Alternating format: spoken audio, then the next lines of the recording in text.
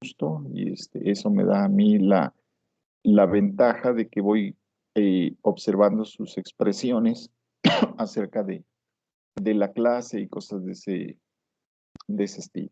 Por lo tanto, entonces, pues bueno, vamos a comenzar y primeramente, pues tenemos que recordar justamente qué es la biotecnología y por qué estamos aquí. Y dijimos en las clases anteriores que la biotecnología era una materia integrativa, que aquí lo que íbamos de alguna manera a observar, esto era la integración de todos los conocimientos que nosotros tenemos en todas las materias y en todo el ámbito. ¿Y por qué tiene que ser una materia integrativa? Pues justamente porque la biotecnología es aplicar las ciencias, aplicar los conocimientos científicos que ya están dados. No es generar nuevos conocimientos. La biotecnología no genera nuevos conocimientos. La biotecnología los aplica. De tal manera que si hoy se descubre algo nuevo por alguna ciencia, el biotecnólogo la usa. De tal manera que usar a las ciencias o los principios científicos, ese es justo el principio de la biotecnología. De tal manera que entonces pues vamos a comenzar con nuestra primera diapositiva. Todos están viendo la presentación, ¿es correcto? Sí, profe. Ok, Sí, profe. muchas gracias. Y por lo tanto entonces, bueno, vamos a la primer diapositiva. Y siempre que voy a empezar tema nuevo, casi siempre hablo de encuadrar a todos en el mismo sistema del cual vamos a hablar y por lo tanto entonces hablamos de lo que son las definiciones. Y la primera cosa que vamos a definir es, pues, ¿qué es la biotecnología? Existen muchas definiciones en muchos lados acerca de lo que es la biotecnología, pero la que a mí me parece más adecuada es la que aparece en 1960 y esta es una definición que es prácticamente filantrópica. Y ahorita vamos a ver por qué es filantrópica esta definición. Esta definición me gusta usarla porque da motivo a muchas discusiones entre incluso los alumnos, incluso los microbiólogos o los biotecnólogos, da muchas eh, pautas para que se pueda discutir por cómo está escrita y por las cosas que contiene, ¿sí? Miren qué importante es verlos a través de la pantalla porque me doy cuenta de que algunos de ustedes empiezan a escribir. Déjenme darles una sorpresa y decirles que voy a subir toda la presentación a Classroom. La van a tener ahí, toda la presentación va a estar en Classroom, de tal manera que si quieren anotar, apunten, pero cosas de alguna manera que no sea lo que esté en la diapositiva, cosas que a ustedes le parezcan interesantes de lo que yo digo, porque en Classroom hoy voy a subir justamente todo lo que es la presentación y los videos los voy subiendo cuando termino tema. Entonces, hoy mismo van a tener todos la presentación. Y entonces, pues vamos a empezar con lo que es la definición. Y fíjense bien que la definición que aparece en 1960 nos dice que la biotecnología es la aplicación controlada y deliberada de agentes biológicos. Y ahí me voy a detener. Porque cuando decimos que es controlada, quiere decir que yo tengo que saber todo exactamente de esas cosas. Cuando decimos que tenemos a una persona controladora a nuestro lado, esa persona controladora nos dice a dónde vas, con quién vas, a dónde vas, qué vas a hacer, a qué horas vas a regresar, qué hiciste, qué comiste, si dormiste, si no. Esa persona controladora, pues es así. La biotecnología es un evento controlado. No puede existir biotecnología si no es controlado. ¿Esto qué quiere decir? Yo decido cuándo el microorganismo debe empezar a crecer. Yo decido cuándo el microorganismo debe de empezar a reproducirse. Yo decido cuándo y cuánto el microorganismo va a consumir, de tal manera que eso es hablar de que es un proceso controlado. Tengo que controlar la temperatura que crecen, tengo que controlar la velocidad a la cual crecen, tengo que controlar el pH, tengo que controlar la tensión de oxígeno, tengo que controlar todo en el reactor. Cuando yo no hago un control de lo que estoy cultivando, en realidad estoy haciendo algo artesanal. Y si nosotros comparamos, ustedes recordarán a lo mejor alguna de sus tías o de sus abuelitas. Con las mamás de ustedes seguramente son muy jóvenes sus mamás y seguramente no les da por hacer búlgaros ni tíbicos, ¿sí? Pero sus abuelitas, a lo mejor que son un poco más grandes de edad, sí les da por hacer ese tipo de cosas. Ellos están cultivando consorcios microbianos en los tíbicos o en los búlgaros. Mas, sin embargo, no controlan eso porque no controlan la velocidad de crecimiento, no controlan la concentración de sustrato, no controlan la temperatura, porque la temperatura es la temperatura ambiente. O incluso algunos dicen es que las meten al refrigerador, los búlgaros, para controlar la temperatura. No es cierto, porque el refrigerador de casa se abre tantas veces y se cierra tantas veces en el día que la temperatura oscila a lo largo del día en el interior del refrigerador. Es más estable en la noche cuando ya nadie lo abre. Pero entonces hay fluctuaciones de temperatura que van desde los 4 grados centígrados en el refrigerador de casa a veces hasta los 12 grados, porque si está en la puerta y la dejan abierta mucho tiempo, entonces no hay un control real cuando hacemos ese tipo de cosas. Entonces, podemos imaginarnos que cuando nuestras familiares hacen tepache, tíbicos o búlgaros, no están controlando, por lo tanto, no se pueden llamar biotecnólogos. Yo no puedo decir mi abuelita es biotecnóloga porque hace tepache, no sé, en ciertas temporadas del año. Si hiciera tepache la abuelita, seguramente lo va a hacer en un bioreactor y si es biotecnóloga, pues mucho más, por supuesto. Y decimos que es deliberado porque quiero que sucedan las cosas. Cuando a veces decimos, es que deliberadamente te fuiste de la fiesta antes de partir el pastel, así decimos, ¿no? Eso quiere decir que no querías comer pastel. Sí, deliberadamente es algo que yo hice consciente, algo que yo quiero hacer. Por lo tanto, la biotecnología es algo que voy a controlar y que yo deseo que suceda. ¿Qué es las cosas, por ejemplo, que hago deliberadamente cuando cultivo microorganismos? Les pongo el sustrato que yo deseo, en la cantidad que yo deseo y cuando yo deseo. ¿Qué otras cosas hago en la biotecnología que es deliberada? Yo inoculo un reactor o un matraz o un tubo de ensayo con el microorganismo que yo quiero, con la cantidad que yo quiero y cuando yo lo decido. Si no fuera así, entonces eso se llama contaminación. Vamos a suponer que llego al bioreactor y me dicen, es que ya está creciendo algo ahí. Ah, eso no fue deliberado. Eso fue un error y entonces se llama contaminación. Por lo tanto, entonces, la biotecnología tiene que aplicar, ¿sí? Y controlar de forma deliberada los agentes biológicos, todos los agentes biológicos. De hecho, hay diferentes biotecnologías. La biotecnología que vamos a hablar aquí en esta materia es biotecnología microbiana, solamente microorganismos, pero hay biotecnología vegetal, hay biotecnología animal, hay biotecnología agropecuaria, etcétera, etcétera. Hay granjas autosustentables que tienen peces, que tienen lirio acuático y que tienen, por ejemplo, cerdos. Y todos ellos de forma autosustentable van creando diferentes generaciones de productividad, pero esa biotecnología no es a la que nos vamos nosotros a meter, nos vamos a meter solo a la de los microorganismos. Y entonces, esa utilización controlada y deliberada de agentes biológicos no solamente son de las células vivas, la biotecnología también utiliza células muertas o componentes celulares. Y ustedes dirán, ¿células muertas? ¿Cómo es eso? Pues ya en noveno semestre se acordarán que ya todo es muy específico y cuando yo digo que una célula no es viable, significa que no tiene capacidad de reproducción, o sea, no se puede multiplicar. Mas, sin embargo, puede tener actividades biológicas, sí. Sus enzimas están intactas, solo no se puede dividir. ¿Por qué no se puede dividir? Porque algún mecanismo de su sistema que tiene que ver con la reproducción no lo está haciendo. Pero más sin embargo, no necesariamente esas células que decimos muertas no tienen actividad. Por supuesto que tienen actividad. O componentes celulares. No necesariamente quiero la célula, solo quiero una parte de esa célula, extraigo esa parte de esa célula y con ella pues trabajo ya sea enzimas que pueden ser inmovilizadas, ¿sí? pero para obtener un bien bajo las cuestiones, fíjense bien, deliberadas y controladas, porque alguien me diría, o sea que cuando yo agarro enzimas de estas que vienen en el ablandador de carnes, le echo a mi bistec, ¿ya estoy siendo biotecnólogo? La respuesta es no, porque no controlas nada.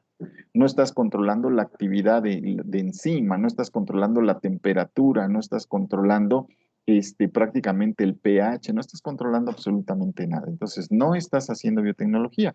Habría que hacerlo de una forma diferente. Y ahora dice, en operaciones técnicamente benéficas. He aquí donde se genera mucha polémica. Benéficas. Y por eso me gusta utilizar esta definición, porque es muy altruista. ¿Qué significa que sean benéficas para la humanidad? Que no causen daño. ¿Eso qué quiere decir?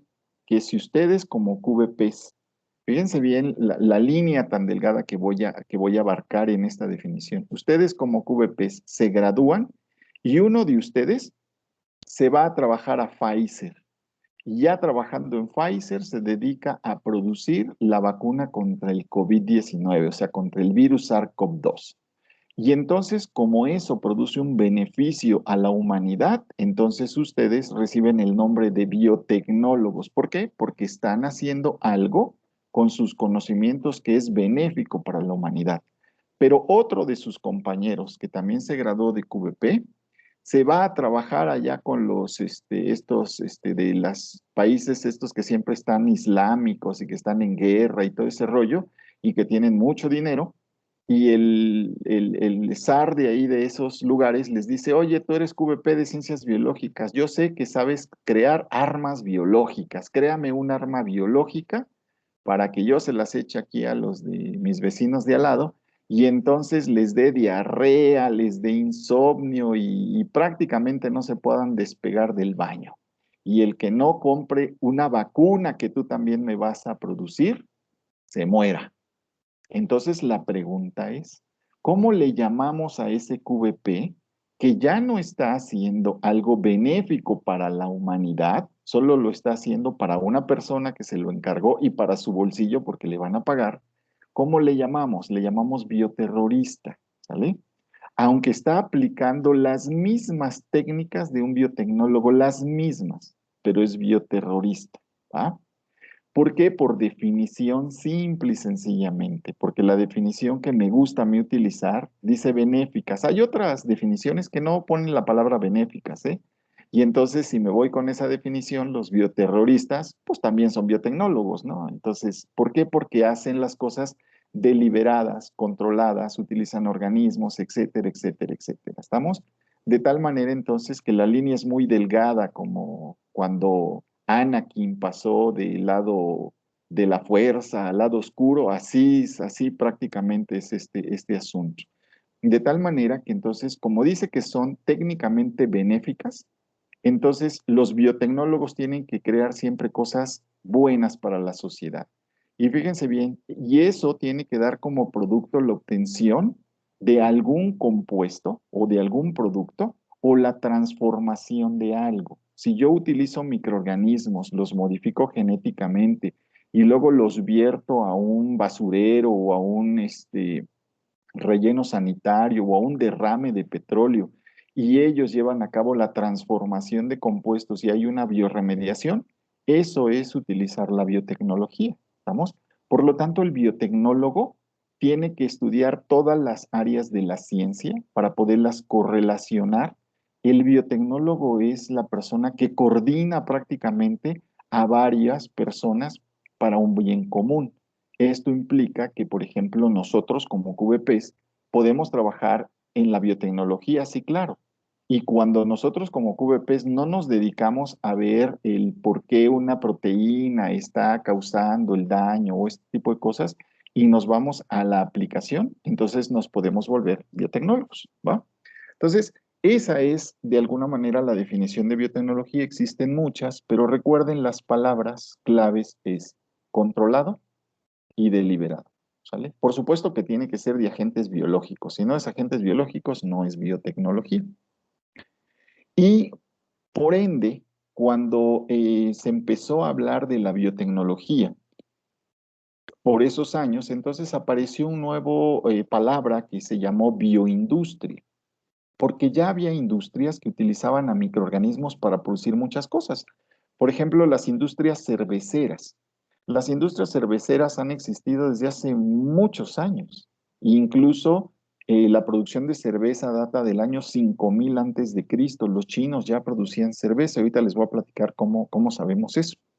Resulta entonces que estas industrias que utilizaban organismos para producir componentes celulares o producir productos, pues se les empezó a llamar bioindustrias. Antes nada más se le llamaba industria para la producción de penicilina. De hecho, la penicilina allá en los años 40, que empezó con Fleming y después empresas que empezaron a producir esta penicilina, se llamaban industrias nada más, pero ya se introdujo el vocábulo de bioindustria para diferenciarlas de las empresas que realmente se dedican a otro tipo de procesos. Y es importante definirles microbiología industrial, porque la microbiología industrial sí parte de una ciencia, que es la microbiología, y es una rama de la microbiología. Entonces, nosotros como QVPs, por supuesto que estudiamos ciencias. Entonces, no se me vayan a ir con la idea de que la biotecnología, no, pues el profe dijo que no era ciencia, entonces soy brujo. No, no, no somos brujos, ¿no? O sea, somos científicos porque vamos a aplicar la ciencia. Y muchas de las materias que nosotros llevamos en la carrera es microbiología, que prácticamente de toda. Es microbiología agrícola, microbiología alimentaria, microbiología de plantas, microbiología de animales, etcétera, etcétera, pero le llamamos que bacter médica, que bacter veterinaria, producción y descontrol de biológicos y ese tipo de cosas, ¿no? Entonces, pero en realidad son microbiologías, son ciencia. Por lo tanto, entonces, para que se den una idea, la microbiología industrial, que es una rama de la microbiología, que es la ciencia que estudia los microorganismos, con un potencial benéfico al hombre. Y aquí decimos, o sea, los microorganismos malos no los estudia la microbiología industrial, no, eso los estudia la bacteriología médica, ¿no? ¿Por qué? Porque los que producen beneficio son los de la microbiología industrial, los que producen algún perjuicio son los de la bacteria médica, o sea, pues me infecté con una Escherichia coli enterohemorrágica, bueno, pues la estudia la bacteria médica, esa no la estudia la microbiología industrial. Y estos organismos que producen un beneficio al hombre involucra varias etapas del estudio de los organismos que tienen que ver con su aislamiento, su caracterización, su mejoramiento, su producción y su conservación. Eso es lo que estudia la microbiología industrial. Cuando un servidor fue alumno y estuvo ahí en ciencias biológicas como alumno hace muchos años, al igual que ustedes haciendo mis expectativas de que iba yo a trabajar y de que iba yo a salir al campo laboral, no existía biotecnología como tal. Se hablaba de la biotecnología, pero la biotecnología que existía no se daba en ninguna clase. Y hace muchos años se daba la materia de microbiología industrial en la escuela. De hecho, sigue dándose esa materia, pero se les da a los ingenieros bioquímicos. El contenido es más limitado porque entonces se habla de lo que estamos viendo aquí, o sea, solo microorganismos. Pero la biotecnología para QVPs es un concepto muy distinto porque pudiéramos estar hablando de producción de anticuerpos monoclonales ahorita.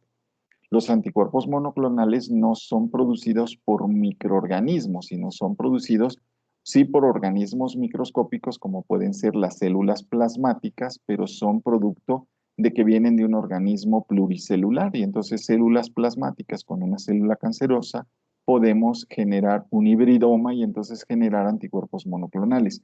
Ese tipo es la biotecnología del QVP, donde podemos utilizar a los organismos que nosotros queramos macro o microscópicos, ¿vale? Y entonces el encuadre de nosotros va a ser la aplicación controlada y deliberada de todo. Y entonces el límite que nosotros vamos a tener para discutir con la clase es muy variado. Pero como es tan amplio, entonces vamos a tener que poner mejor rutas de cómo hacerlo. Y entonces, si se acuerdan, la clase pasada les estuve platicando de qué consta o consiste el programa. Y les dije que el programa iban a ser solo ejemplos de algunas cosas, pero podemos romper el paradigma para irnos a aislar otro tipo de cosas, ¿vale? Entonces, de eso se va a tratar y las preguntas que podamos hacer o los modelos que podamos imaginarnos aquí y que puedan ustedes tratar de preguntar son variados. No nada más es lo que yo explique, yo voy a explicar de manera didáctica algunas cosas, pero lo podemos interpretar para muchas otras, ¿sí? Y obviamente, entonces, cuando hablamos de la biotecnología, pues tenemos que pensar en dos grandes grupos basados en el tiempo, que llamamos biotecnología tradicional y biotecnología moderna. Y una de las cosas que nos preguntamos aquí, bueno, ¿qué es la biotecnología tradicional o qué trata de decirnos el profe de la biotecnología tradicional? Si hablamos de, el tiempo que la humanidad ha estado en la Tierra, hablamos de muchísimos años hablamos. Pero si hablamos de cuando las ciencias han establecido el manejo de los organismos, no estamos hablando de muchos años, realmente estamos hablando de pocos años. ¿Por qué? Porque estamos hablando de que en 1853 aproximadamente, se empezó a creer ya que los microorganismos tenían ciertas actividades biológicas, ciertas actividades bioquímicas, y que los microorganismos eran autorreproducibles y que los microorganismos eran entidades biológicas independientes. Y obviamente ustedes se acordarán porque existieron historias allá en la antigüedad de, por ejemplo, Anthony van Leeuwenhoek, Lázaro Spallanzani, luego vino Walter Reed y, por ejemplo, todo lo que fue Koch, Pasteur, Beijering, Mechnikov y todos estos investigadores de esos años, obviamente fueron hablando de la existencia de microorganismos. Y en 1960, que aparece las definiciones de biotecnología, pues se hablaba de la biotecnología tradicional. Y como podemos ver en esta diapositiva, aquí si ustedes me siguen con el cursor, yo sé que por el delay que hay en los sistemas, a veces el cursor va detrás de mí, o sea, yo voy diciendo algo y el cursor a veces hace algo después. Pero entonces voy a tratar de ser más repetitivo. Y entonces, ¿qué es lo que podemos ver nosotros? Que la biotecnología tradicional lo que hacía era la, la reproducción y producción de organismos con ciertas actividades metabólicas. Por ejemplo, la producción de bebidas alcohólicas, la producción de antibióticos, la producción de bioplásticos o biopolímeros, la producción de combustibles, la producción de algunos alimentos como el yogur y los quesos. Eso era lo que hacía la biotecnología. Y entonces los biotecnólogos en esos entonces no se animaban a hacer cosas nuevas, a hacer cosas increíbles. ¿Por qué? Porque recuerden, el biotecnólogo no estudia los principios científicos de las cosas, solo las usa, ¿sale?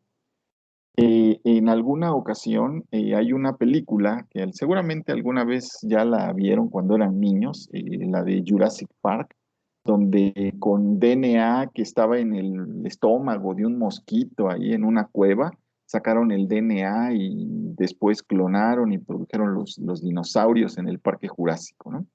Y hay una frase donde dice uno de los protagonistas de la película, es que lo que ustedes hicieron en este parque fue pararse en los hombros de gigantes y dar el siguiente paso.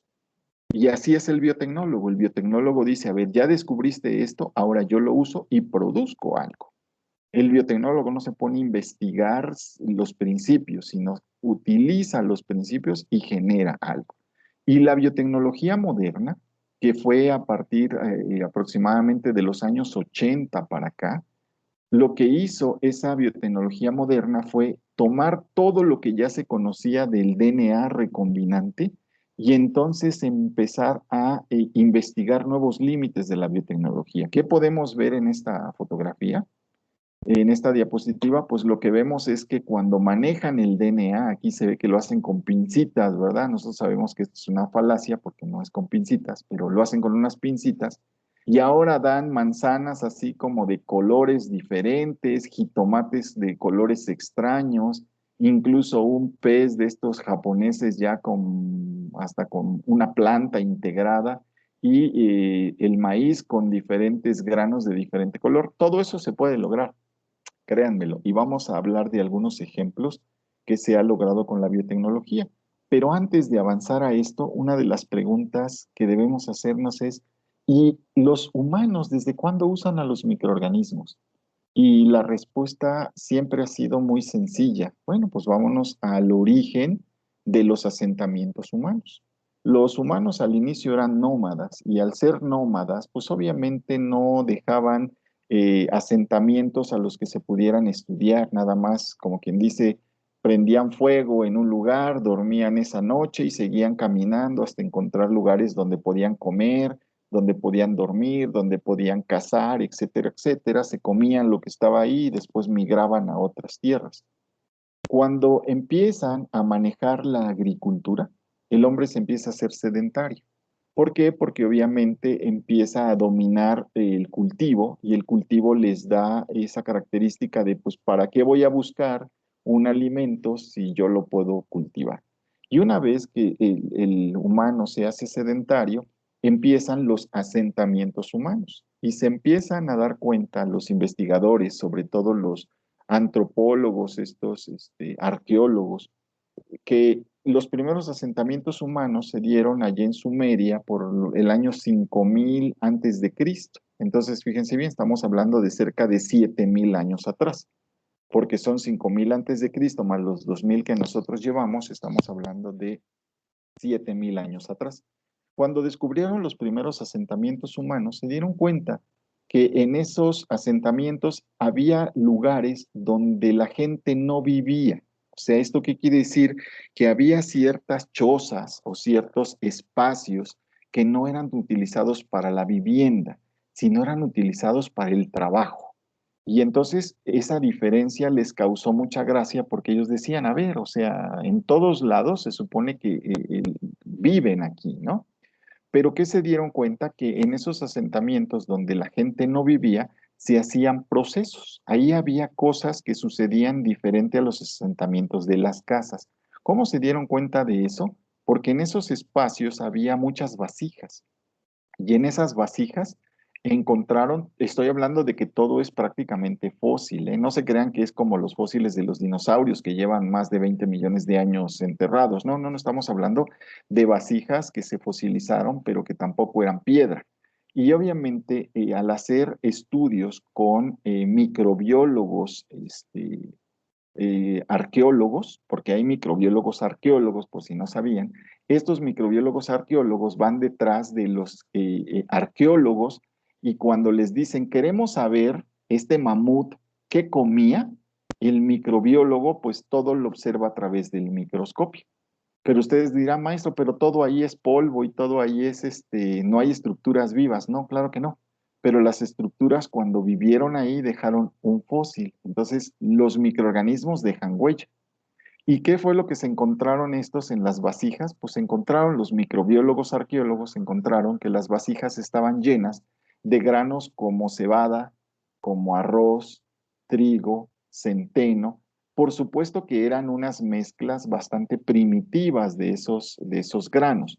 Y obviamente dentro de esas vasijas se dieron cuenta que se llegaba a almacenar agua porque las vasijas tenían un desgaste perimetral prácticamente en el mismo lugar. Eso quiere decir que siempre estuvieron llenas con agua hasta un cierto nivel y cuando el agua se va moviendo va desgastando el perímetro.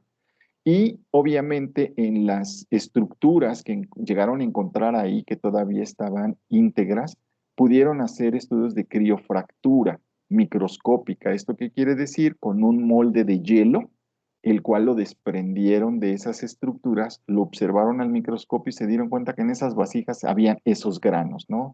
Y esos granos a su vez tenían levaduras.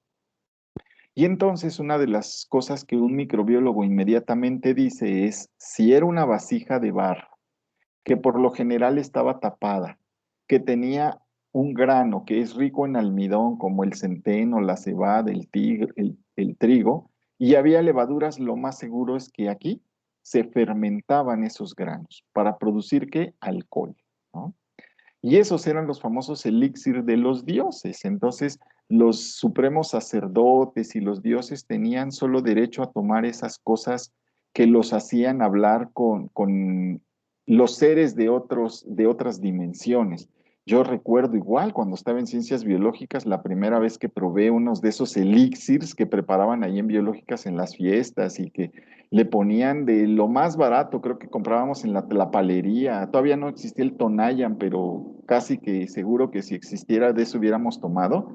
Yo mismo hablaba con los dioses después de unos tragos de esas bebidas que nos hacíamos ahí en biológicas, y obviamente pues ellos promovían la generación de estas bebidas o estos brebajes porque eran brebajes alcohólicos y muchos de ellos ni siquiera eran purificados. Nada más imagínense ahí a qué sabían esas cosas porque no existían procesos de filtración, no existían procesos de esterilización, no existía nada. Entonces era como dejar ahorita ustedes un jugo de esos de cualquier marca ahí, del Valle, Jumex, que se fermentara y después se lo toman a ver cómo les va. Hasta hablarían, no solo con los dioses, hasta con el mismo diablo, seguramente hablarían. ¿Por qué?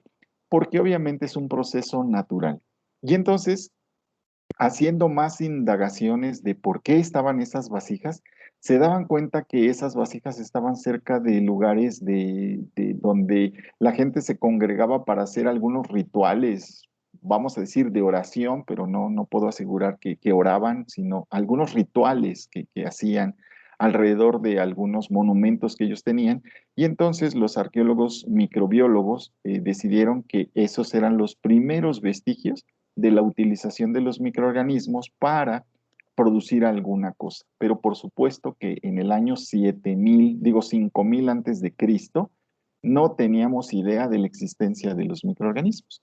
Si nos vamos más hacia nuestras eras, se encontraron en China, por ejemplo, en el año 3000, ahora sí ya vasijas, pero ya con aditamentos para poder destilar, de tal manera que los chinos se les atribuye que fueron los primeros en destilar esas bebidas para concentrar el alcohol.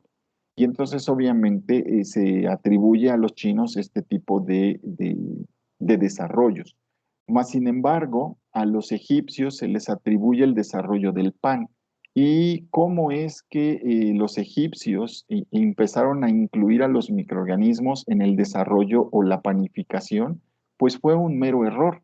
Cuentan las historias que en el antiguo egipcio, pues obviamente había lo que llamaban las festividades del faraón. Hoy conocemos como el carnaval de Veracruz, el carnaval de Mazatlán, pero eran las festividades del faraón, ¿no?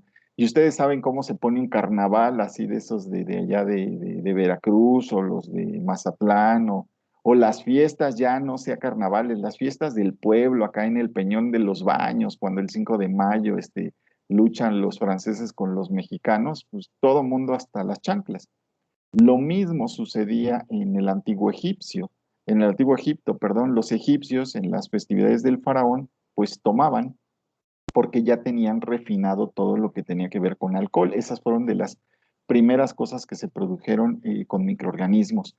Y obviamente cuenta la historia que un día los panaderos estaban amasando la masa en su panadería, que por lo general no se las imaginen como las panaderías que hay hoy en día, ¿no? No eran sótanos ahí con suelo de tierra, muebles de madera, todo muy rústico, y ahí mismo estaban los hornos, estaban amasando la masa y las cuestiones del faraón, o sea, las festividades, lo que fue el carnaval, pasaron justamente enfrente de esa panadería, que era la panadería del faraón.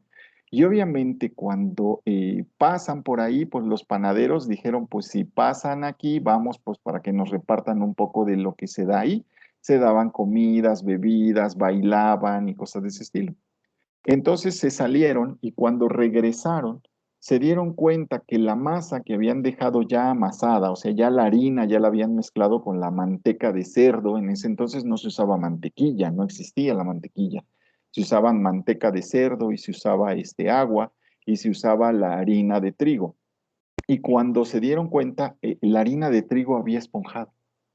Ahora era un volumen mayor. Hoy todos los que están aquí en este grupo saben que cuando hacemos un pastel o hacemos una pizza o hacemos algo, se le pone levaduras pues para inflar la masa. Y las chicas que les gusta la cocina, incluso saben que si no les ponen levaduras, les ponen un producto que se llama Royal, el famoso Royal, que es el bicarbonato de sodio, que cuando se mezcla con agua empieza a generar burbujas y hace que la masa se esponje. Y la masa se esponja porque las levaduras o el royal producen CO2 y ese CO2 se queda atrapado en las proteínas del gluten de estas harinas, porque esas proteínas llamadas gluten dan esa rigidez y no dejan escapar las burbujas de CO2. Cuando los panaderos llegaron ahí a su sótano donde estaba la masa, se dieron cuenta que había crecido de volumen. Mas, sin embargo, como venían con unos alcoholes encima, no se percataron que la panadería ahora olía a alcohol, porque las levaduras cuando producen CO2 también producen alcohol. Y ese alcohol que produjeron las levaduras y ese CO2 fue producto de la utilización de los carbohidratos que tiene la harina. Pero como no se dieron cuenta porque venían también con un poco alcoholizados, pues se espantaron y dijeron, ¿ahora qué hacemos con la masa?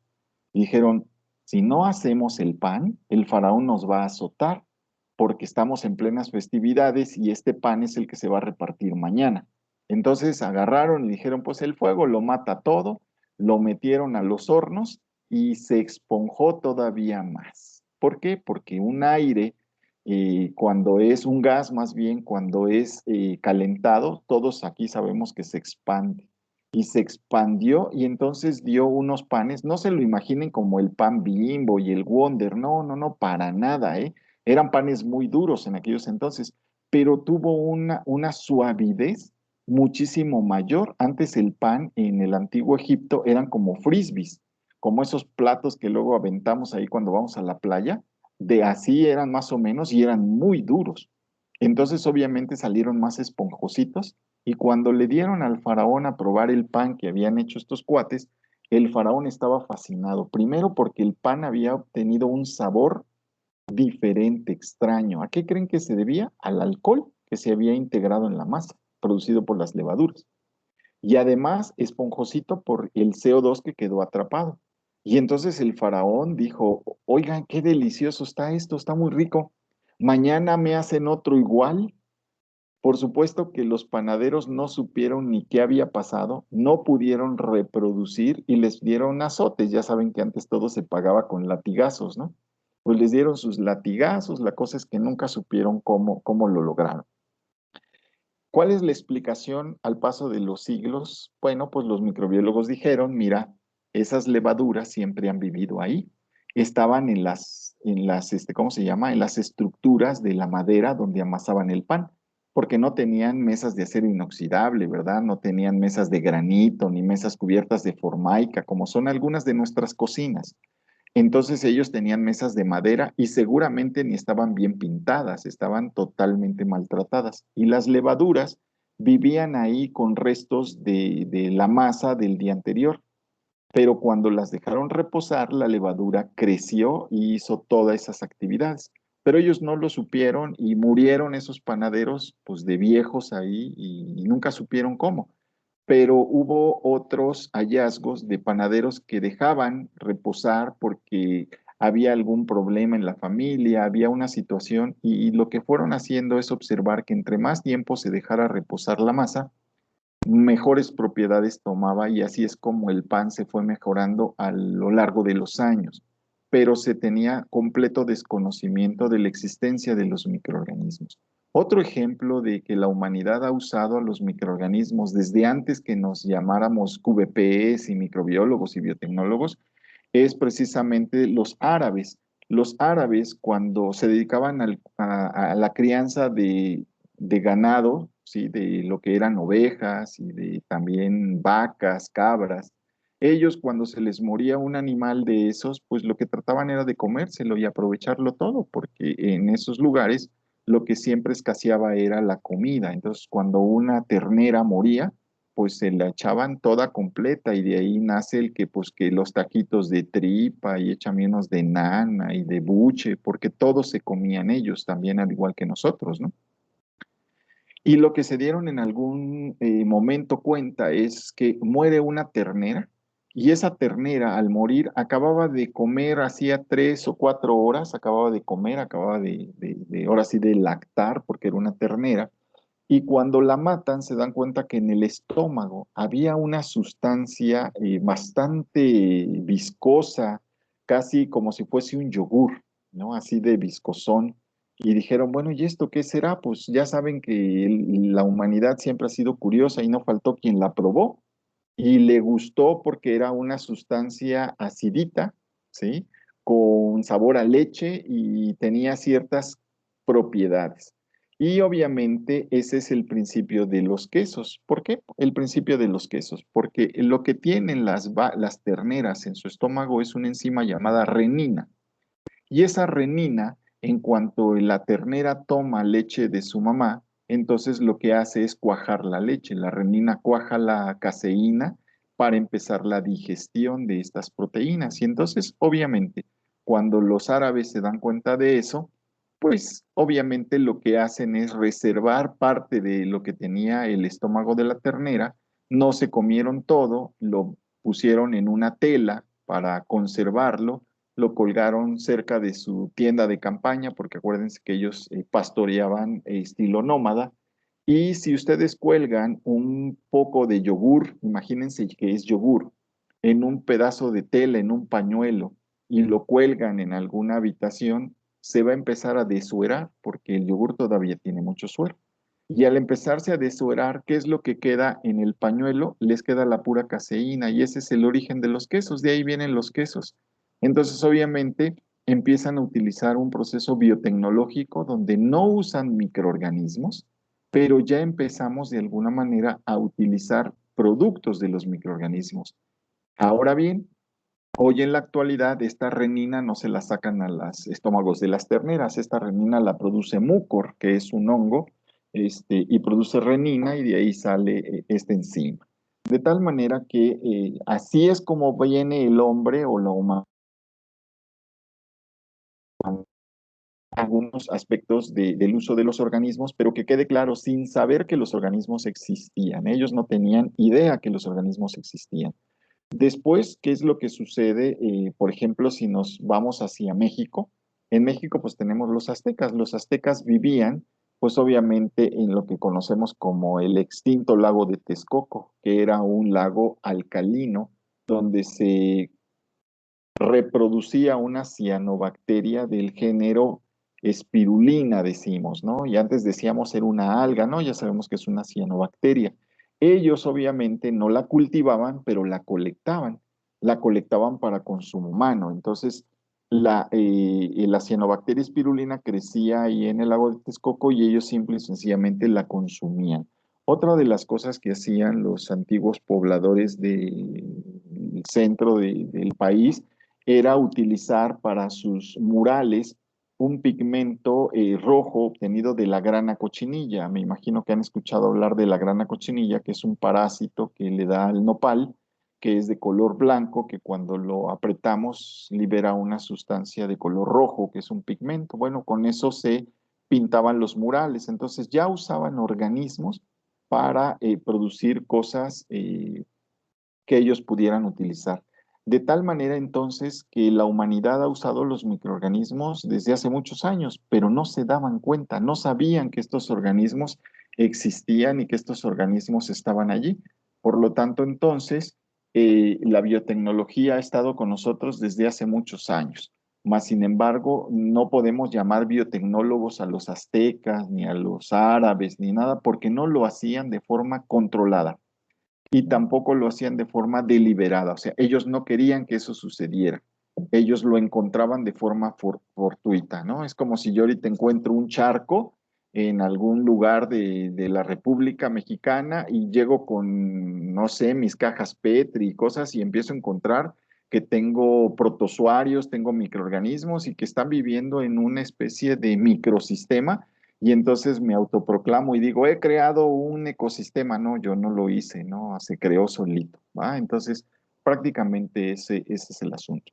Y la biotecnología moderna, bueno, pues hoy en día ustedes de alguna manera ya han estudiado prácticamente toda su carrera conociendo la biotecnología moderna. Para ustedes la biotecnología no tiene dos partes, no tiene la tradicional y no tiene la moderna. Para ustedes la biotecnología es una sola y de ahí en adelante. ¿Por qué? Porque la juventud ha hecho que ustedes no sepan qué sucedió atrás. Pero si hubieran nacido en mis épocas, entonces dirían, no, si hubo dos biotecnologías, ¿no? La tradicional, nada más vinos, comidas, y algunas cosas básicas, Y la biotecnología moderna, pues ya ha creado todo lo que es la clonación de, por ejemplo, la oveja Dolly famosa, que ustedes digo todavía no nacían cuando se clonó a Dolly, y Andy, que es un mono, que ya es un primate no humano, pero ya son primates. Entonces, y la clonación de los primates ha sido exitosa.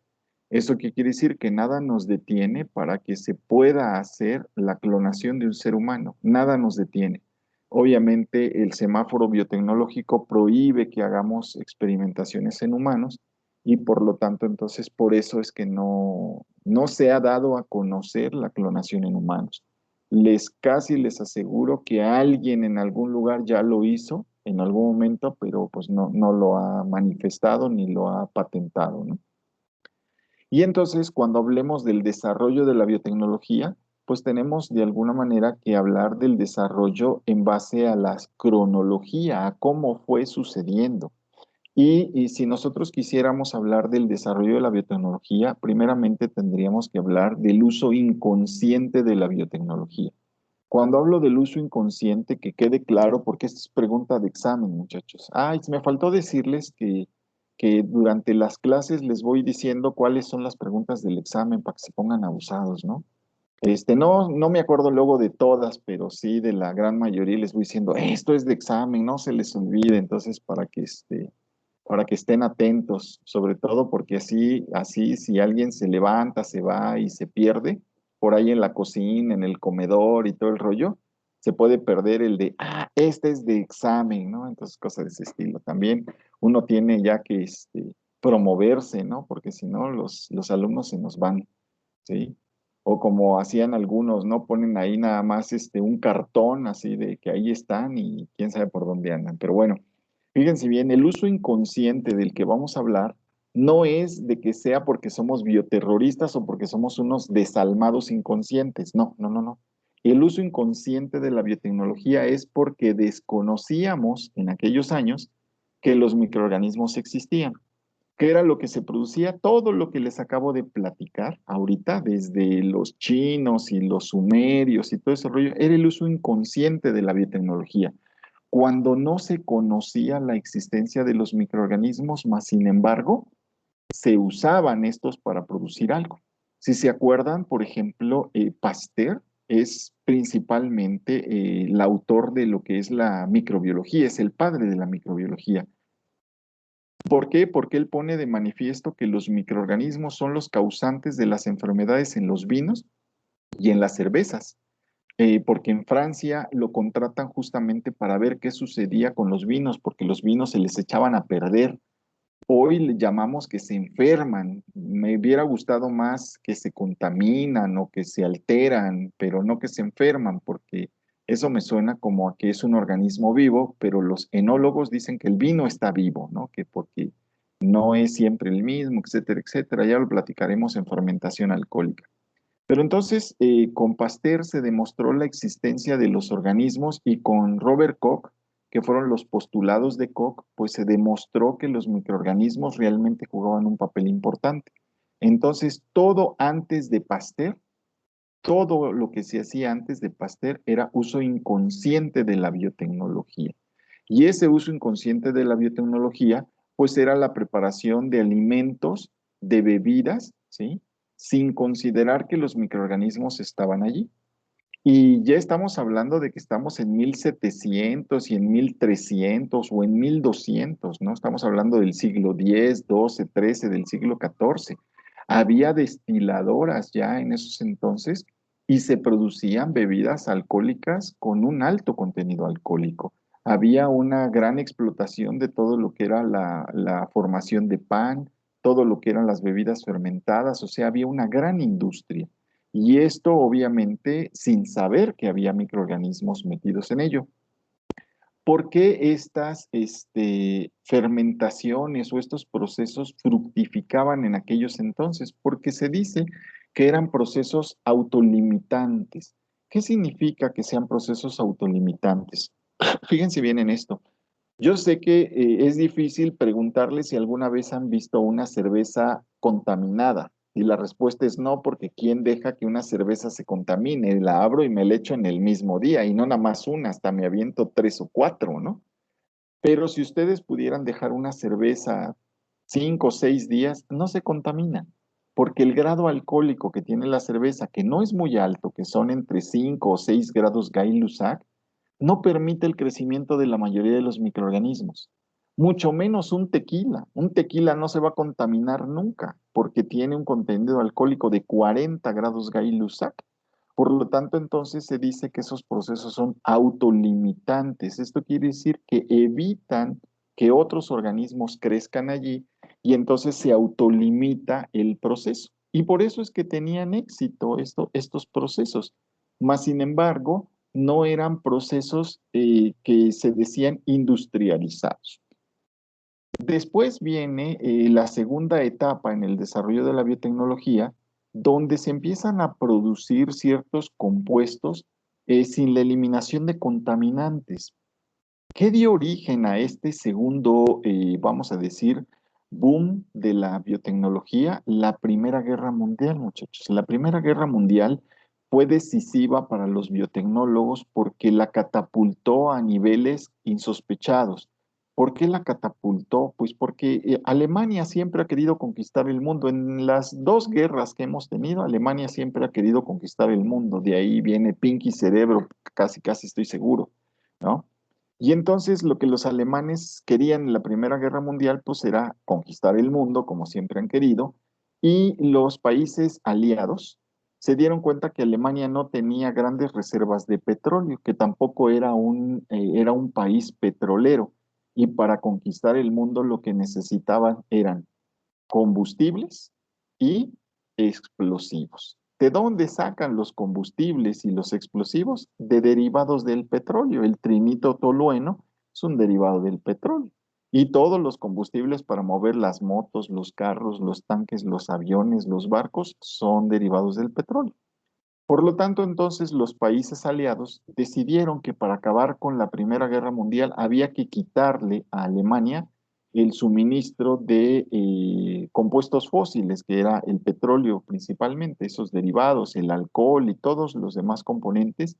Y lo que hizo Alemania en la Primera Guerra Mundial fue buscar microbiólogos y bioquímicos en ese entonces y ver cómo podía utilizar a los microorganismos para producir esos compuestos que nadie le quería vender. Y me imagino que en bioquímica microbiana les hablaron, pues obviamente, de glicólisis, pero también les hablaron del proceso Newberg, seguramente, que es una fermentación en la cual, en lugar, fíjense bien, de que los microorganismos produzcan alcohol, o sea, cuando un microorganismo está haciendo glicólisis y lo ponemos de forma anaeróbica, el microorganismo produce etanol. Pero si nosotros le agregamos álcalis a ese proceso y lo mantenemos bajo las mismas condiciones, pero con álcalis, entonces se produce el proceso Newber. Y en el proceso Newber, en lugar de que se produzca alcohol, se produce glicerol. Y ese proceso Newber y el proceso de la fermentación alcohólica le dieron a Alemania un incentivo para continuar en la pelea del armamentista.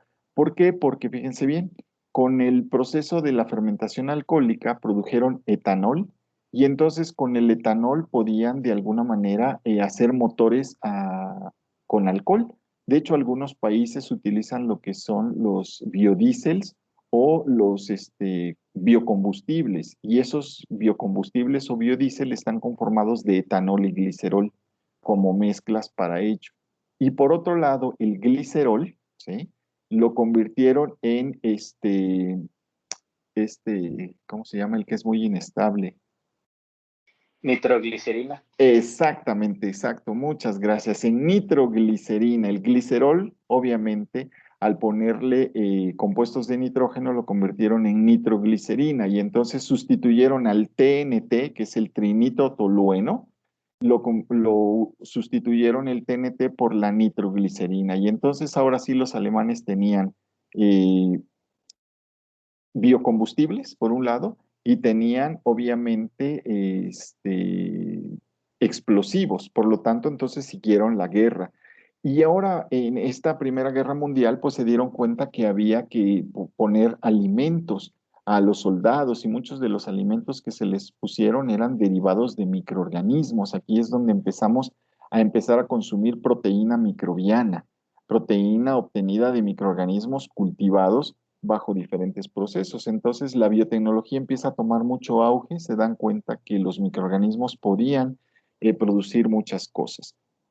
Más sin embargo, cuando acaba la Primera Guerra Mundial, bueno, pues los biotecnólogos pasan a segundo plano y entran otro tipo de áreas del conocimiento humano a tomar más auge, pero nuevamente allá por el 42, 43, obviamente empezamos a conflagrar otro asunto bélico y nos metemos a la Segunda Guerra Mundial. Y nuevamente los alemanes ahí estaban peleando contra toda Europa, ¿no?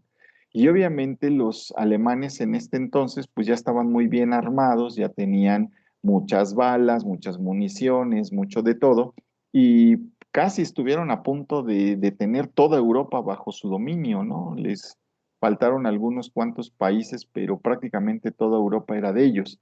Y uno de los grandes problemas de la Segunda Guerra Mundial es que los soldados morían más por infecciones que por balas. Si se hacían las estadísticas, los que llegaban y morían en los campamentos o morían en los sanatorios que tenían instalados en todo Europa, el reporte era que la mayoría moría por infecciones, porque se habían encajado un clavo, porque se habían roto algún vaso ahí en las trincheras, porque se habían rasgado no sé qué, no sé dónde, etcétera, etcétera. Y la gran mayoría de los soldados moría de eso, de infecciones gastrointestinales, de infecciones por rasgaduras, porque se cortaban, etcétera, etcétera, que por balazos, ¿no? Y lo que se dieron cuenta es que había que utilizar un compuesto nuevo que un microbiólogo había generado, que era Fleming. Fleming, al descubrir la penicilina, se dio cuenta que podía contrarrestar algunas enfermedades y la Segunda Guerra Mundial catapultó la producción de penicilina a grandes volúmenes, de tal manera que por primera vez se establecieron, fíjense bien, los procesos con la exclusión de contaminantes, ¿sale? Si se dieron cuenta, la primera etapa era sin la exclusión de contaminantes, porque la primera etapa eran biocombustibles y bombas. Entonces, imagínense que los alemanes dijeran, ahí te va este, ¿cómo quedamos que era el glicerol? La nitroglicerina, ahí te va, pero va estéril, ¿eh? O sea, va estéril. Ahorita que estalle no te va a echar microorganismos. O que digan, ya le llenamos su tanque a los alemanes, ¿no? De su tanque, los Panzers y todo, ya le llenamos su tanque, pero el combustible va estéril, ¿eh? No, pues no se necesitaban cosas estériles ahí. Obviamente, cuando empezaron a poner penicilina, a grandes volúmenes de penicilina a los soldados, se dieron cuenta que de los primeros soldados que fueron inoculados con penicilina, muchos se salvaron, muchísimos, bajó la mortalidad, pero algunos morían aún así. Y lo que se dieron cuenta es que había ciertos organismos que no sucumbían ante la penicilina. Y se reconoció entonces que hay dos tipos de organismos, los que eran sensibles a la presencia de penicilina y los resistentes a la penicilina. Y entonces también se dieron cuenta que muchos ni siquiera morían por los microorganismos previos que traían, que en cuanto les ponían la penicilina, morían. Y entonces se dieron cuenta que la penicilina causaba choques anafilácticos y mataba a las personas. Y también se dieron cuenta que la penicilina venía contaminada. Había procesos que ya, pero se venían contaminados. Y entonces dijeron, bueno, a la penicilina hay que quitarle los microorganismos que trae y es a partir de esa fecha que se empiezan a generar un sinnúmero de productos quitándole los contaminantes. Incluso se llevaba albúmina a los campos de batalla para cuando había soldados que se estaban desangrando, para que no sufrieran choques anabolémicos, hipovolémicos, perdón, no olviden anabolémicos, hipovolémicos, les ponían la albúmina para compensar esa concentración de proteínas y carbohidratos que debe de haber en la sangre para evitar justamente los choques hipovolémicos. De tal manera que entonces la Segunda Guerra Mundial también hizo y mejoró a la biotecnología. Incluso en los dos pasos anteriores del desarrollo de la biotecnología, todos los procesos que se usaban eran fermentaciones típicas. Era la producción de alcohol, de acetona, butanodiol, propanol, ácido propiónico, ácido láctico, ácido acético, todo esto bajo los procesos de anaerobiosis. Y eso obviamente los conllevaba a ser autolimitantes. Cuando viene la producción de penicilina es un proceso aeróbico. Y hacer procesos aeróbicos pues conllevaba a tener que meter oxígeno y el oxígeno tenía que ser estéril. Entonces es ahí donde se empezaron a gestionar cosas para que los bioreactores tuvieran acceso a componentes estériles o componentes asépticos. Y por último, cuando ya empieza la investigación básica a tomar fuerza realmente impresionante y la ingeniería genética a realmente tomar auge, esto fue por ahí de los años 70. Por supuesto que ustedes todavía no nacían, por eso cuando decimos en los años 70 empezó este boom, es como decirles a ustedes que hubo un tiempo en que no había teléfono celular y ustedes van a decir, ay, no es cierto, yo desde que nací siempre ha habido. Pues sí, claro, pero pregúntenles a sus papás cómo le hacían para verse con las novias, ¿no? O con los novios. Era, nos vemos en el metro colegio militar, debajo del reloj, dirección Cuatro Caminos. Así era, ¿no? Y a la hora señalada. Nada de que mándame tu ubicación del WhatsApp y yo ahí te caigo. No, no, no, no, antes no era así. Pero obviamente, si yo les digo que la aplicación de la investigación básica empezó en los 70, fue porque ahí entonces empezaron a utilizar las técnicas de ingeniería genética. Y hoy el límite ya no existe para la biotecnología. ¿Qué se empezó a usar en los años 70? Pues ya se empezó a ver cómo interrelacionar todas las ciencias básicas, todas, y aquí hablo de veras de todas las ciencias básicas, para crear compuestos que eran compuestos bastante novedosos. Y por ejemplo, allá por los años 90, todavía no nacían, ¿verdad que no? No, es. Fíjense bien, por ahí de los años 90, la investigación básica, y les voy a platicar cómo sucedía con Bacillus thuringiensis. Me imagino que han escuchado hablar de que el Bacillus thuringiensis produce una proteína que es un bioinsecticida. En los años 90, lo que encontraron es que cuando se llegaban las épocas del cultivo de algunas hortalizas, como por ejemplo el jitomate, muchos de estos eran plagados por dípteros y lepidópteros. Estos pues son animales voladores, los dípteros y lepidópteros, pero tienen un estado en forma de gusano. Una de sus etapas es larvaria, de tal manera que las larvas o los gusanitos vivían en las hojas de los jitomates. Y los gusanitos pues se comían la hoja del jitomate. Al comerse la hoja del jitomate, pues no hay fotosíntesis y el tomate no alcanzaba a crecer ni a madurar. Y obviamente pues se usaban de forma indiscriminada estos, ¿cómo se llama? Insecticidas que son recalcitrantes, tóxicos y demás para los humanos. Y después había que lavar los jitomates por aspersión para poder usarlos para consumo humano. Alguien dijo, bueno, pues es época de crear bioinsecticidas, ¿no? Y fíjense, en los 90 hablar de bioinsecticidas, alguien dijo, yo ya encontré, y fíjense bien cómo la ciencia básica llegó a la biotecnología. Hubo un entomólogo, ¿sí? Que encontró que cuando estaba cultivando la fase larvaria de los dípteros y los lepidópteros, que son estos animalitos voladores, encontró que muchas de las larvas morían por una infección. Y entonces disectó las larvas, le pidió a un microbiólogo que aislara el microorganismo que les causaba esa enfermedad. Y lo que encontró el microbiólogo es que dentro de esas larvas había un bacilo llamado Bacillus thuringiensis.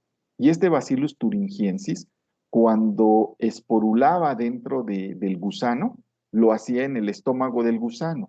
y el gusano comía el Bacillus thuringiensis porque el Bacillus thuringiensis andaba ahí en pues las hojarascas y las hierbas, en el suelo también. Cuando lo consumía la larva del díptero y del lepidóptero, el Bacillus thuringiensis pues eclosionaba en el estómago, pero después se esporulaba. ¿Por qué? Porque en todo el tracto gastrointestinal las condiciones no son iguales, es como nuestro tracto gastrointestinal. En algunos puntos hay mucha acidez y en otros puntos hay diferentes sustancias o diferentes pHs, y entonces lo mismo sucede en los gusanos. Y entonces cuando el Bacillus thuringiensis llegaba a cierta región del intestino del gusano, no encontraba las condiciones para crecer y entonces volvía a esporular, o sea, de forma vegetativa se convertía en espora. Y la formación de la espora produce en el Bacillus thuringiensis un cristal paraesporal que se produce de manera natural, biológica. Cuando el bacilo es una estructura vegetativa y se convierte en la espora, genera la espora y un cristalito. Y ese cristalito producía una úlcera en el intestino del gusano, y esa úlcera pues perforaba el intestino del gusano y el gusano moría pues de infecciones de otros microorganismos y se le daba una linfosemia. O sea, ¿esto qué quiere decir? Que en la linfa del gusanito se contaminaba con todos los microorganismos que andaban en el estómago del gusano. Es como si a nosotros nos diera una septicemia, a ellos les daba una linfosemia. Y entonces eso se dio cuenta el entomólogo y lo reportó y publicaron entre el microbiólogo y el entomólogo, y ahí está la ciencia básica, ¿sale? Eso es que cuando a ustedes los invite un profesor y les diga, vamos a estudiar los inhibidores metabólicos de las enzimas de las termitas, hoy se estarán preguntando, ¿y eso para qué sirve, prof? Pues la respuesta es, tu prof te va a decir, pues para que te titules y a mí para que me den mi beca del Politécnico. Y no te preocupes, va a venir un biotecnólogo que va a encontrar en qué va a utilizar eso. Y entonces imagínense que ustedes están estudiando a los inhibidores enzimáticos de las enzimas, pues, de las termitas, ¿no? Y alguien de repente les dice, fíjense que en una iglesia las termitas están dañando la madera. Y ustedes dicen, yo tengo una sustancia que es la inhibidora de las enzimas de las termitas. ¿Qué tal si las adicionamos a un barniz y barnizamos la madera con eso? Y cuando le llegue una termita y se la coma, la termita se va a morir. Ándale, ese es el biotecnólogo, el que hace ese paso, ¿sale? Entonces, regresando al Bacillus thuringiensis, resulta que los entomólogos publicaron eso. Por otro lado, había unos agrónomos que estaban observando que en algunas plantas de jitomate se producía un tumor llamado agalla de la corona, con una bacteria llamada Agrobacterium tumefaciens. Yo sé que ustedes como QVPs todo esto ya lo vieron en otras materias, por eso les decía, esto de la biotecnología es la integración de todo. Y entonces el Agrobacterium tumefaciens tiene un plásmido que es capaz de transportar una secuencia que produce esta alteración prácticamente y produce la agalla de la corona. Y esta es una enfermedad que les da a las plantas del jitomate. Y entonces ya lo pusieron y por ahí lo pusieron en artículos, otra vez ciencia básica. Llegó un biotecnólogo y dijo, vamos a hacer lo siguiente. Primero, tengo un problema de que el jitomate es comido por los dípteros y lepidópteros en su fase larvaria. No queremos utilizar insecticidas químicos. Voy a utilizar un cultivo de Bacillus thuringiensis, ¿sí? Voy a obtener el cristal paraesporal y se lo voy a asperjar ahí con un atomizador a las plantas de jitomate.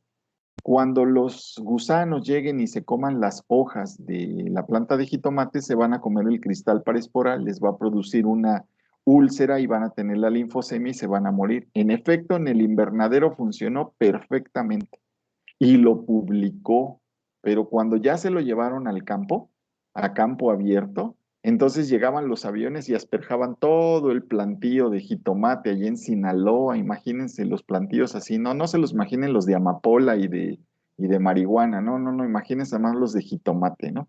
Y entonces llegaba el avión, asperjaba todo eso Pero cuando venían las lluvias o venía la ventisca, ¿qué le pasaba a todos esos cristales? Caían al suelo. Y entonces, pues ya los gusanos, cuando llegaban y plagaban, pues ya no se comían tantos cristales y entonces se perdía el efecto insecticida. Entonces llegó otro biotecnólogo que se le prendió el foco porque leyó lo de Agrobacterium tumefaciens y dijo, a ver, voy a tomar la secuencia del DNA del Bacillus thuringiensis que codifica para la creación de la proteína paraesporal y la voy a insertar en el plásmido B del Agrobacterium tumefaciens. Le voy a quitar la región que produce el tumor en la planta de jitomate y ahora voy a infectar plantas de jitomate con Agrobacterium tumefaciens que en lugar de producir agallas de la corona, le van a inyectar el gen del Bacillus thuringiensis. Y a partir de ahora, ese experimento es muy famoso porque muchas plantas de jitomate ya traen integrado esa secuencia genómica. Y entonces es un mejoramiento. Esos mejoramientos crea alimentos, los que llamamos transgénicos, que de repente decimos, no, si comes el transgénico te vas a volver como Hulk y te van a salir 20 orejas como a Shrek y cosas de ese estilo. En efecto, no se ha comprobado que eso suceda, porque yo en alguna ocasión observé que algunos shampoos que vendían en los supermercados decían, trae clorofila, ¿no? Y yo alguna vez me bañé con eso y no se me puso el cabello verde, ¿no? Ni yo empecé a fotosintetizar y esas cosas, no me pasó nada de eso, ¿no?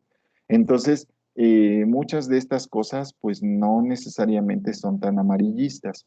¿Qué sí sucede con todos estos transgénicos que nos hacen dependientes? Y los transgénicos pues desplazan a todo lo que son los cultivos autóctonos y ponen en riesgo, sí, pues a las poblaciones que no son, vamos a utilizar las palabras más famosas de este sexenio, los que no son neoliberales y los que no están en un ámbito, vamos a hablar de mercados internacionales y todo, sí, porque un campesino de esos que vive en el estado de Hidalgo, que apenas tiene para alimentar una vaca, dos caballos y a sus tres, cuatro hijos, no va a tener dinero para andar comprando alimentos o semillas transgénicas. Y entonces sí tiene sus riesgos, pero bueno, la biotecnología está para servirnos en lugar de para destrozarnos. Por lo tanto, entonces todo debe tener un balance de esto. Y ese es el desarrollo de la biotecnología de tal manera que la siguiente diapositiva nos va a hablar de una cronología mucho más específica.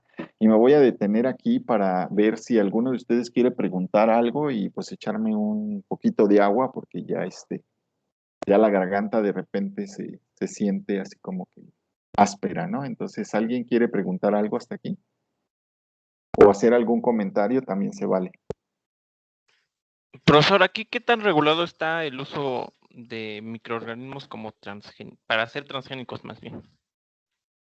En el caso de nuestro país, obviamente tenemos regulaciones en el sentido de que los podemos usar, pero en todo lo que tenemos que usar tenemos que especificar que los estamos usando, o sea, hay que dar aviso.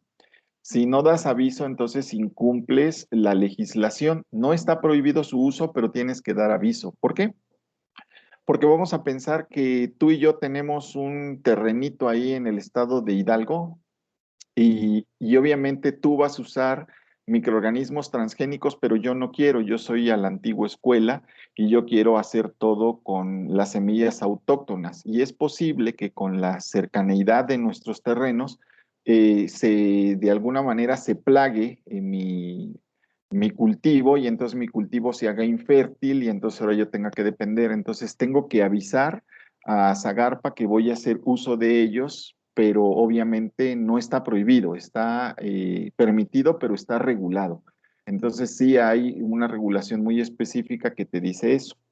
Ese es en el sentido de su uso, pero ya en el sentido de la explotación de los alimentos, tienes que declarar en México, está obligado toda industria a declarar que ese alimento proviene de hortalizas o de alguna semilla transgénica, hay que reportarlo. Hace algunos años se manifestó que Gerber estaba utilizando verduras transgénicas para hacer la comida de bebés. y se armó un argüende terrible porque pensaban que los bebés pues ahora se iban a modificar genéticamente, ¿no? Y bueno, ya saben que ahora hasta chips ponen en las vacunas y todo ese rollo y nos cambian el cerebro. Entonces, bueno, hay muchas cosas, pero sí está regulado y está legislado, ¿eh?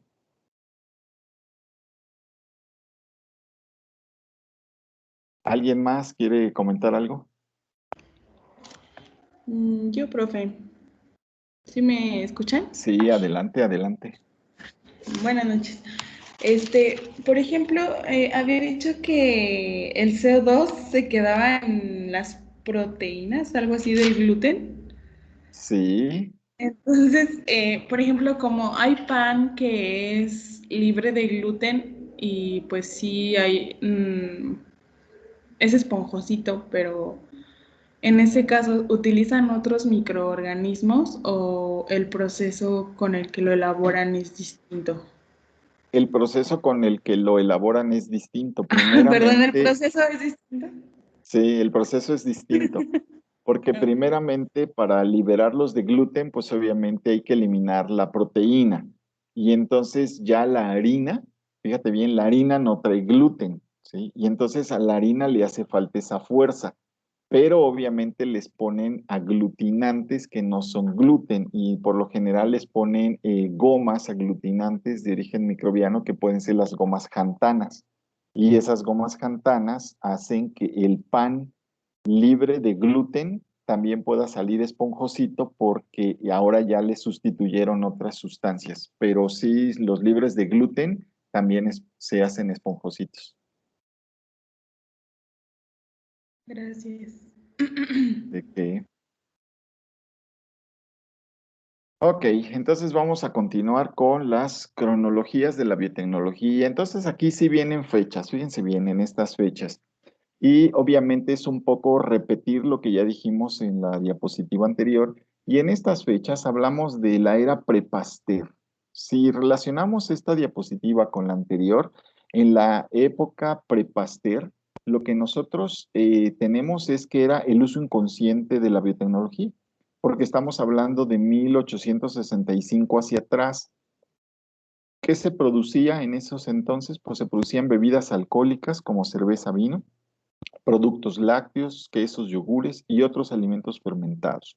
Y era cuando no teníamos idea que los microorganismos estaban presentes.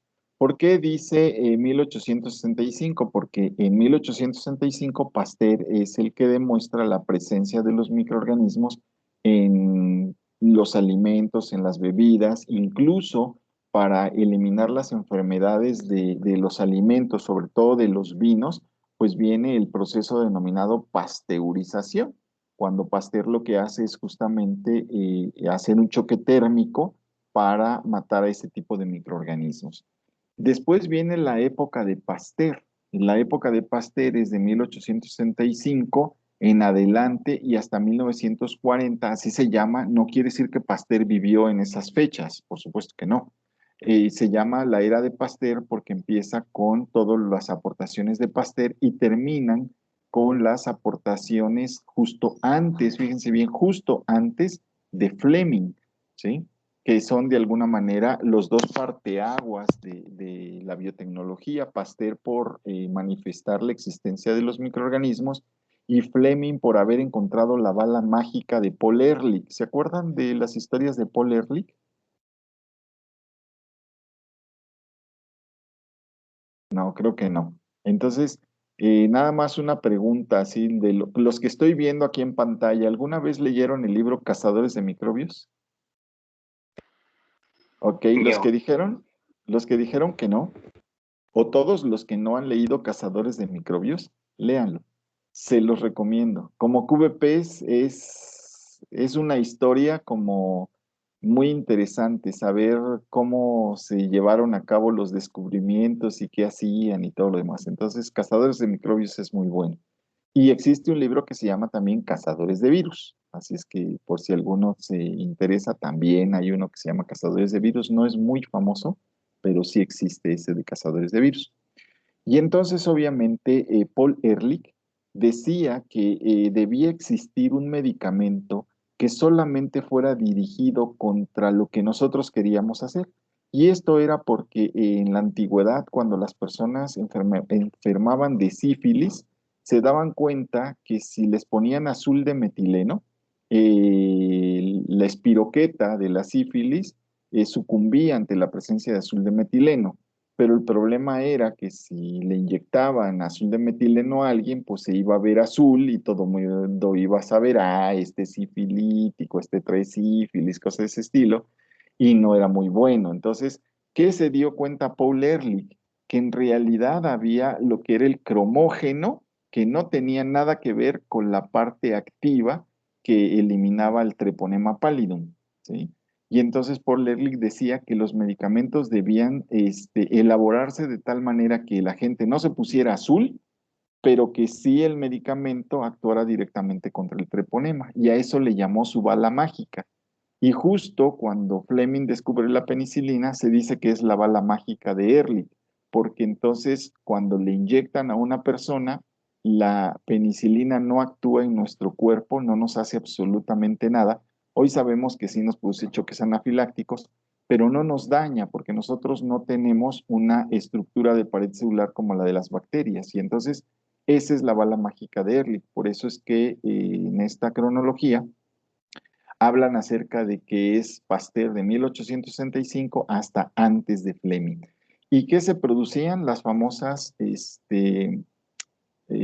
fermentaciones autolimitantes, porque eran las fermentaciones típicas, producir etanol, butanol, acetona, glicerol, ácidos orgánicos, ácido acético, etcétera, etcétera, pues era lo que se producía en aquellos entonces. Y pues si recuerdan, decíamos que eran las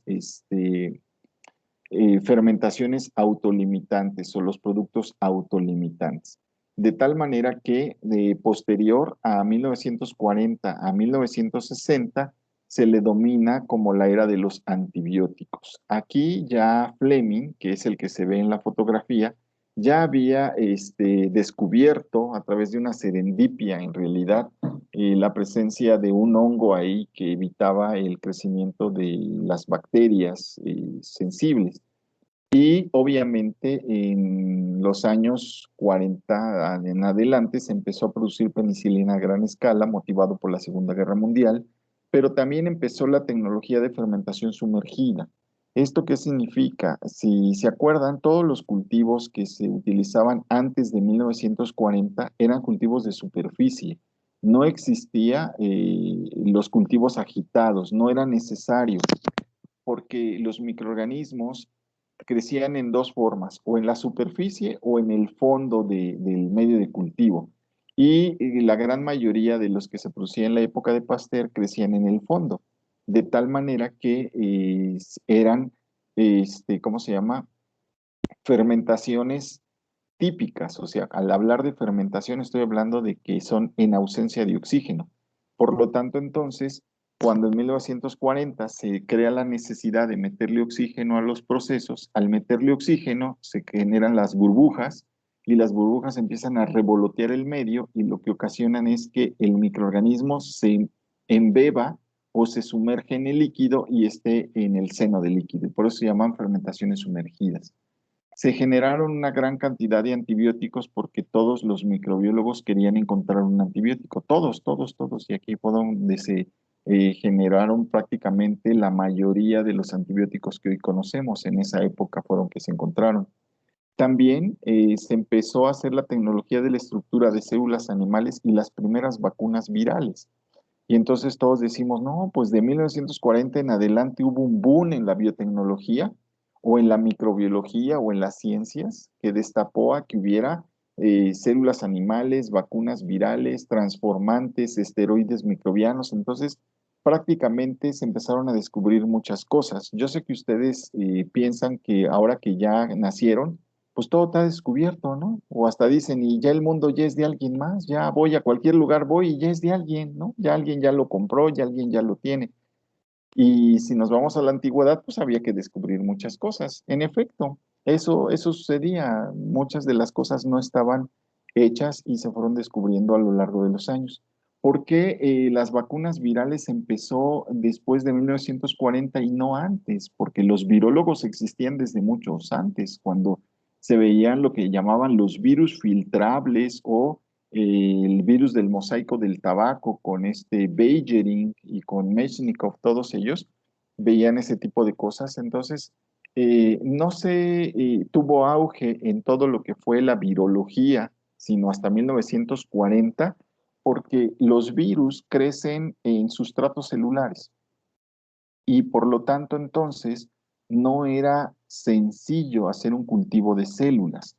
Y no era sencillo porque obtener un cultivo primario de células generaba muchas contaminaciones. Cuando ustedes llevaron virología virtual, ¿verdad, chicos? Ok.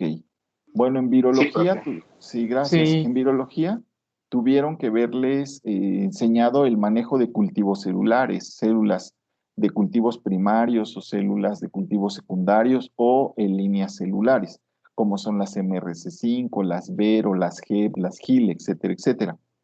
Pero no es fácil cultivar células, es verdaderamente complicado. Cuando ya tienes la habilidad, pues obviamente decimos hasta con los ojos cerrados, pero eso es cualquier cosa en la vida. Las primeras veces no lo haces tan fácilmente o no te sale la primera. Entonces, ¿qué sucedía antes de 1940? Los investigadores, cuando tenían cultivos primarios, se les contaminaban mucho con bacterias. Y no fue hasta la época de los antibióticos cuando se les empezó a adicionar antibióticos a las células para que las bacterias no contaminaran los cultivos, dado que las células animales o vegetales que se usaban no eran susceptibles al antibiótico y el virus tampoco es susceptible al antibiótico. Entonces, por eso es que la tecnología de las vacunas virales surgió después de 1940. Luego viene la época posterior a los antibióticos. En esta época posterior a los antibióticos, que es de 1900 a 1900, de 1960 a 1975, se empezaron a producir muchos compuestos de origen microbiano que si ustedes los ven, tienen un alto componente ya para uso humano, realmente para uso directamente del humano. Y fíjense bien, se producían aminoácidos como la lisina y el ácido glutámico, principalmente para la alimentación humana. Se empezó a producir la proteína celular simple y esta proteína unicelular simple se produjo en esas fechas porque en la época de los 60, que es la época de sus papás, cuando andaban así viviendo la vida loca, dijera Ricky Martin, estaba la FAO y la ONU estaban muy preocupados por esa juventud tan desenfrenada. Cuando sus papás les digan que ustedes son desenfrenados, díganle, pues nada más acuérdate de Avándaro y ya verás, ¿no? Y obviamente estaban preocupados porque la explosión demográfica estaba prácticamente en su apogeo.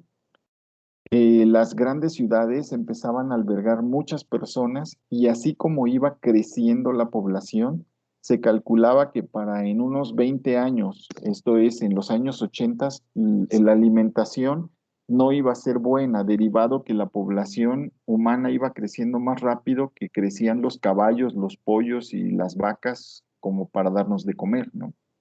Y obviamente se pensaba en esas épocas que lo único que nos iba a salvar era comer microorganismos. Incluso hubo una película en esos años que se llamaba Cuando el destino nos alcance, que cuando las personas morían, se desaparecían, no las enterraban y las hacían galletitas, ¿no? Y esas galletitas se las daban de comer a todos los que estaban vivos. Esa era la temática de la película. Y obviamente la preocupación era muy grande y se empezó a producir proteína unicelular. En todo el mundo, la biotecnología volvió a tomar un auge porque ahora había que buscar formas alternas de comer. México, que es un país micófago, no tenía tanto problema porque podemos comer huitlacoche, podemos comer champiñones, setas, morquelas, trufas y una gran cantidad de microorganismos podemos comer, como hongos. Pero Europa no era así y Asia también es micófago, pero África no. Entonces había muchos problemas en ello y se empezaron a producir un sinnúmero de componentes de microorganismos. ¿Qué se dio cuenta los investigadores de esas épocas? Que entre más microorganismos comíamos, empezábamos a presentar más problemas de gota. La producción de ácido úrico se incrementaba porque los microorganismos tienen más contenido de bases púricas y pirimídicas que los animales que nos comemos, como las vacas, los borregos y los pollos, y que las plantas. Entonces, todos estos ácidos nucleicos estaban ocasionando problema de gota. Y obviamente apareció la famosa soya, y la soya empezó a resolver muchos problemas en esas fechas, porque la soya dio un paso a que la proteína vegetal empezara a formar parte de nuestra alimentación. Ustedes hace pocos recordarán el escandalazo ese del atún, que el atún venía con altos contenidos de soya, y entonces en lugar de estar comprando atún, estábamos comprando soya. Pero hubo momentos donde había croquetas de soya, milanesas de soya, chicharrón de soya, tacos de pastor de soya y hasta leche de soya, que dice uno, bueno, o sea, ya nada más les faltó aquí que pusieran que había sangre de soya, ¿no? Entonces, pero todo era de soya. Por lo tanto, entonces, la aparición de la utilización de estos componentes vino a liberar ciertas áreas de la alimentación y dejó de comerse a los microorganismos ya o verlos como una alternativa. También empezaron en esas épocas a producirse enzimas para utilizarlas en los detergentes, derivado a que ya la industrialización de la mayoría de los alimentos eran mezclas muy complicadas, que cuando las personas nos manchábamos con la comida, ya era muy difícil sacarle las manchas, porque ya estábamos hablando de compuestos que de alguna manera eran modificados y entonces se impregnaban más en las telas y ya no bastaba el agua y el jabón. De tal manera que se hizo más bien necesario a los detergentes ponerles enzimas. La mayoría de los detergentes hoy tienen enzimas. Si ustedes quedamos de que todo lo que se iban a poner, a administrar, lo iban a revisar. Si ustedes van al súper o agarran el jabón que usa sus mamás o sus papás, se van a dar cuenta que dice que trae enzimas y por lo general traen amilasas y algunos traen celulasas. Los que llegan a traer celulasas son aquellos jabones que prometen que la ropa siempre se ve como nueva, ¿no? Porque van quitando las capas externas de donde se nos desgasta la ropa y dicen, ay, cuando lavo parece como nueva mi fibra. Sí, claro, o sea, porque las celulasas van quitando las capas como si estuvieran haciendo una exfoliación en la piel, ¿no? Parecido. Y muchos de los, ¿cómo se llama?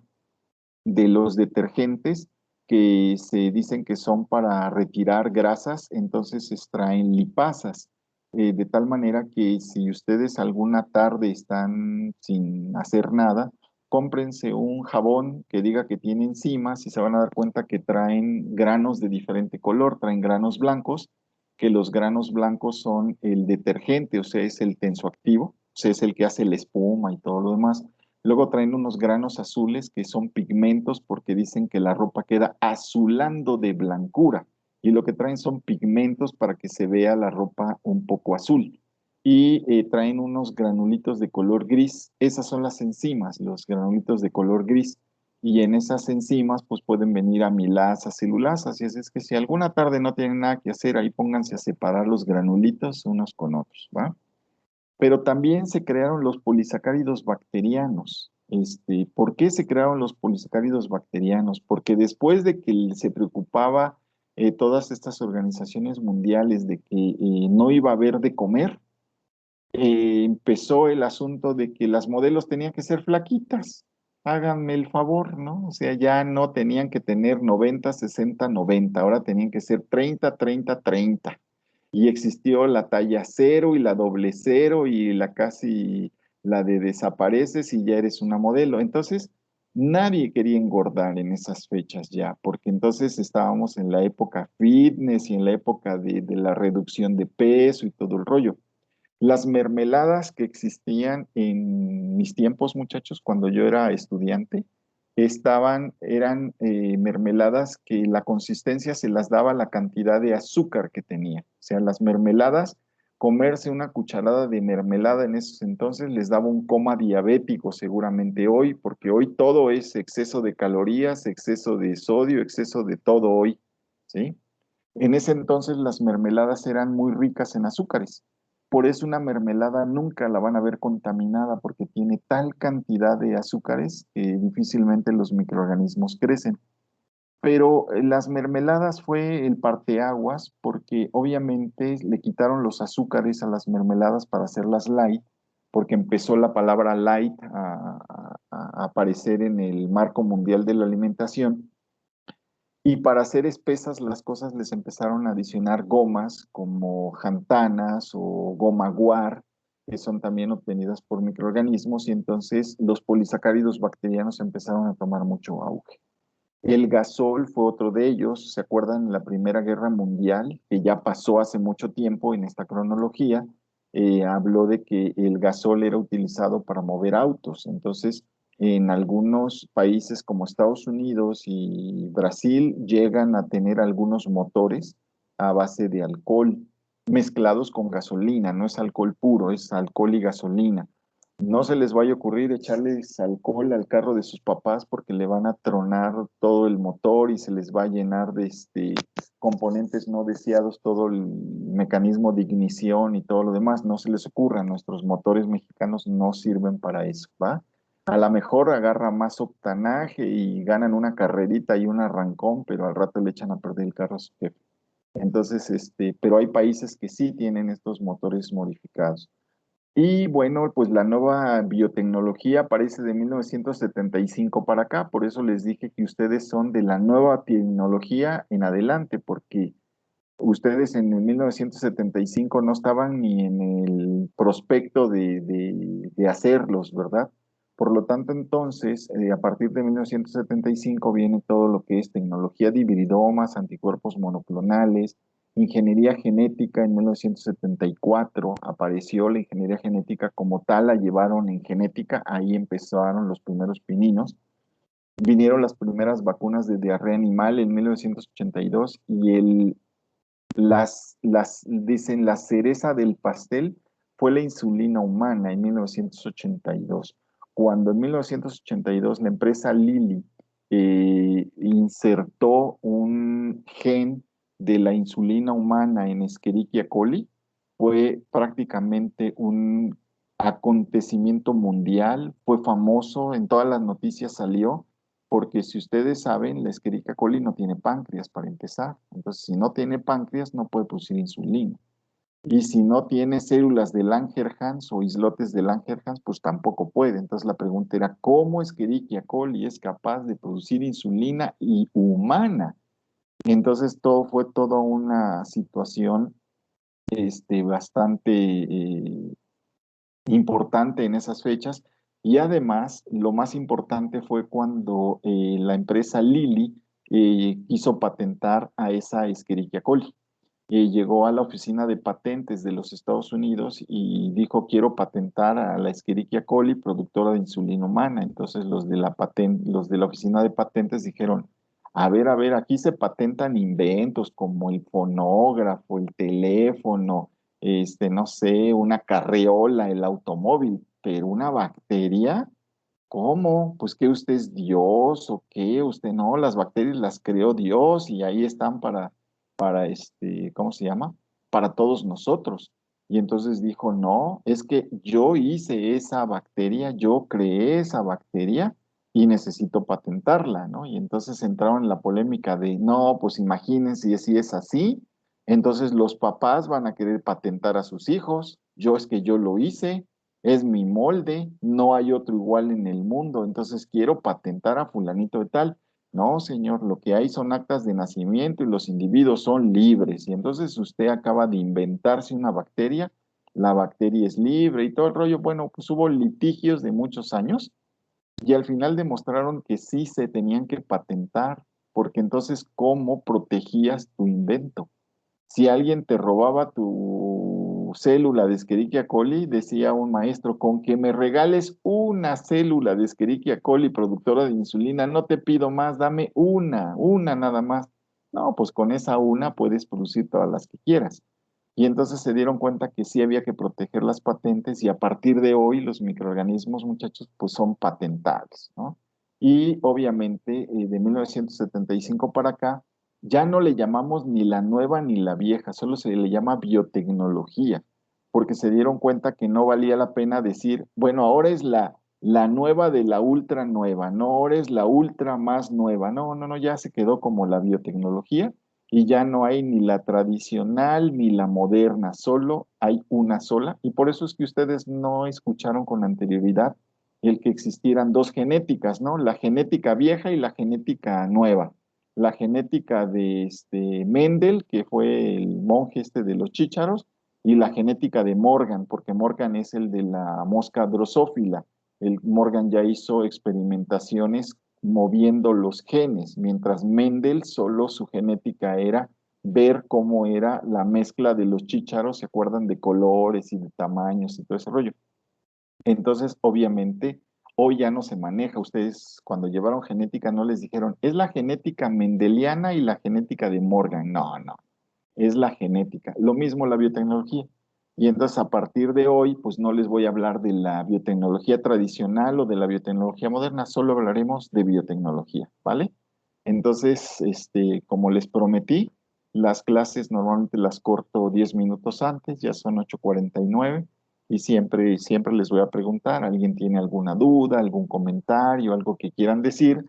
Pero no antes, recuerden que vamos a hacer nuestro screenshot del día de hoy y entonces aquí sí les voy a pedir a todos los que están por ahí escuchando que de favor prendan su cámara para que los pueda ver y por supuesto que les voy a decir 1, 2, 3 y van a decir no, si les digo whisky no es invitarlos al vicio, entonces ¿qué podrán decir?